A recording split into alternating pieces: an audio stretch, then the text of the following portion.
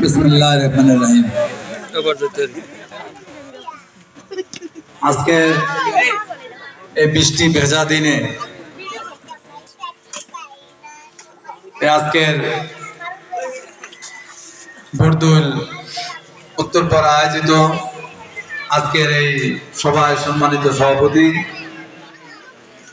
উপস্থিত আছেন আন্তঃসদ উপজেলা বিএনপির যুগ্ম আহ্বায়ক ওমর ফারুক সহ আমাদের প্রাণপ্রিয়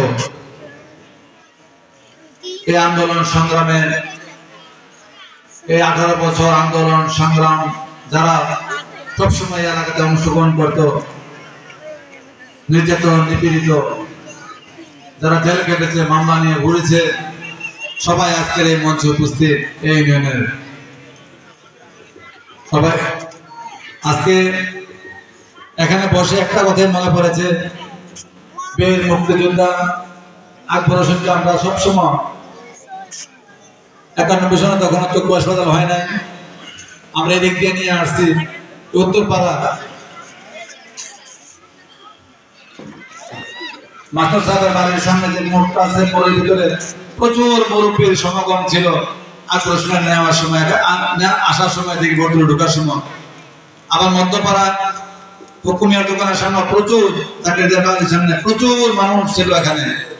আর এই চাকরিদের এরপর আবার বর্দুল বাজারে সেই মুরব্বীদেরকে দেখি না, তারা হয়তো আল্লাহ তাকে সারাদিন চলে গেছেন, আল্লাহ তাদেরকে ব্যস্ত নসিব করুক। এখানে জাঁকজমক থাকে সবসময় মুরব্বীদের সমাগম। আকবর ভাই সবসময় বলতো এই এলাকায় গেলে সবসময় অন্য এলাকায় এত মুরব্বী দেখি না, এখানে এত মুরব্বী দেখি। আজ তো এই বৃষ্টির ভিতরে বর্তমান মুরব্বীরা সবাই এখানে উপস্থিত এই এলাকা। সবাইকে বিএনপির পক্ষ থেকে আপনাদেরকে সবাইকে ধন্যবাদ জানান। আজকে আসলে এই 5 তারিখে জমানায় এর আগে আমরা আবার আমরা সুশোভিত হয়েছি জনগণের সমর্থন নিয়ে। আর হাসিনা চেয়েছিল সেই দেশে শোষণ নিপীড়ন করে মানুষদের দাবিয়ে রেখে, মানুষদেরকে চাপে রেখে সে সারা পৃথিবীর ভিতরে একটা আলোড়ন সৃষ্টি করবে। সে সারা যেমন ইউনুস দেশের বেগম খালেদা জিয়া, তাদের নামও তারা শুনতে পারত না।